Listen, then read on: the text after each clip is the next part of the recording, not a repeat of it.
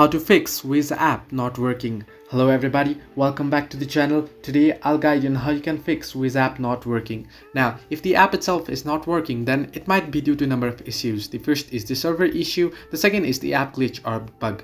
Now, what you can do is, first thing, you can try switching between your networks. You can scroll down notification bar and there you can try switching between your mobile data and the Wi-Fi connection. However, if this doesn't help, if it's the app issue, what you can do is you can try and uninstall the app and then reinstall it itself. If you don't want to uninstall or reinstall it, then you want to head down, you scroll down your notification bar and tap on the gear icon at the top right corner, and once you do so, you want to scroll down all the way below and head into apps option. Once there, you want to search in for Wizz. In my case, I haven't installed the app itself, so I'll just open up this app. Now, whichever app you open on Android device, you'll get same interface. You want to head into storage and there you want to tap on clear data and you want to clear data of the Wizz app, and it should fix the issue. So this way you can fix Wizz app not working. Hope this helped you. Do like and subscribe, and do not forget to leave a comment down below if you have any further issues.